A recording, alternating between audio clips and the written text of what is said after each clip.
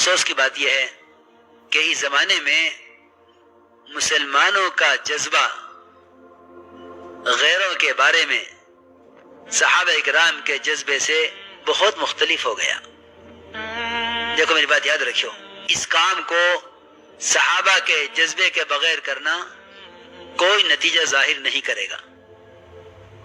اس کام سے جو خیر باعتبار امت کے آنی ہے اور اس کام کے ذریعے سے جو انسانیت کو ہدایت ملنی ہے، اس کے لیے پہلی شرط یہ ہے کہ جب تک اس کام کے کرنے والوں کا خصوصاً اور عام مسلمان کا عموماً یہ اپنے دل کا جذبہ تمام غیروں کے لیے اور ساری انسانیت کے لیے وہ جذبہ بنائے جو جذبہ محمد صلی اللہ علیہ وسلم اور آپ کے صحابہ کا تھا۔ اگر وہ جذبہ نہیں ہے تو سچی بات بتا دوں کہ خدا کی قسم پھر ہم داعی نہیں ہیں۔ میرے دوستو عزیزو، میں نے ایک بات عرض کی ہے کہ صحابہ نے آ کر یہ کہا کہ اگر ہمارے دشمن پر کوئی مصیبت آتی ہے ہم اس سے خوش نہیں ہوتے۔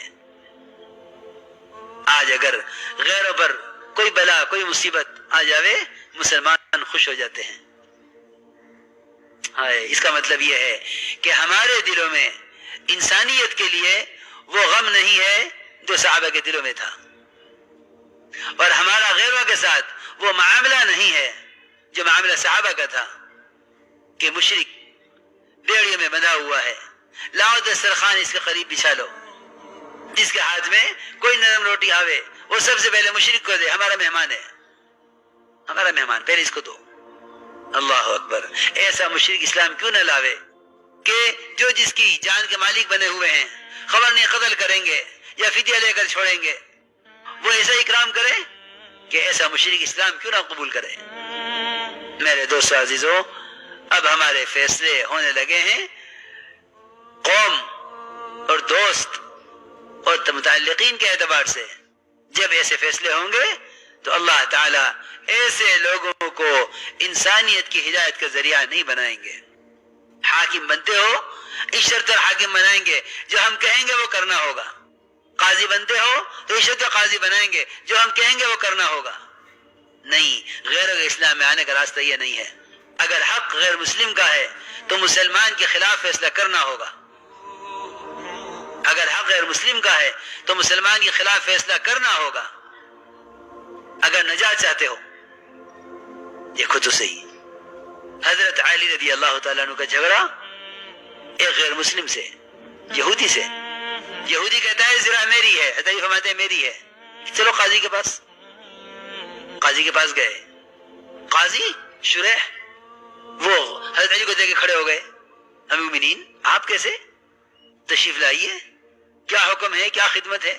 سوچتا ہوگا یہودی تو یہاں کہاں پھنس گیا، ان کا بنایا ہوا قاضی ہے، ان کی خدمت کے لیے کھڑا ہو گیا ہے، اب تیرے حق میں کیا فیصلہ ہوگا؟ علی رضی اللہ تعالیٰ کو بٹھایا قاضی نے اپنی کرسی پر، جس کی کرسی پر حضرت علی بیٹھے اور قاضی نیچے بیٹھا یہودی کے برابر میں، اور نیچے بیٹھ کے پوچھا مومنین کیا حکم ہے؟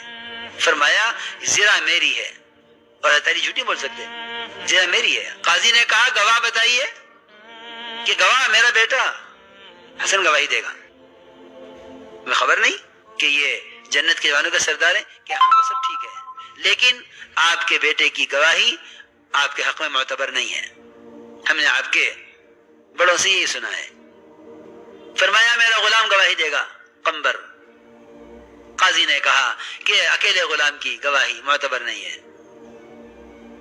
جی ہاں، یہودی اور قاضی ساتھ بیٹھے ہوئے ہیں نیچے زمین پر، امیر المومنین جج کی کرسی پر بیٹھے ہوئے ہیں۔ اتنے بڑا اعزاز دے کر بھی قاضی نے فیصلہ یہ کیا کہ امیر المومنین زرا آپ کو نہیں مل سکتی، زرا یہودی کی ہے۔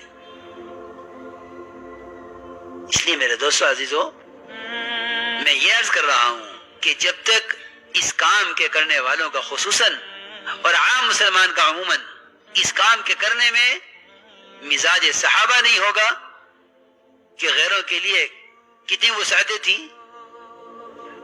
وہ تو پکی بات یہ ہے کہ جب تک مسلمان خود دین میں نمونہ نہیں بنے گا نہ یہ ہدایت پا سکتا ہے، نہ یہ دوسرے کی ہدایت کا ذریعہ بن سکتا ہے۔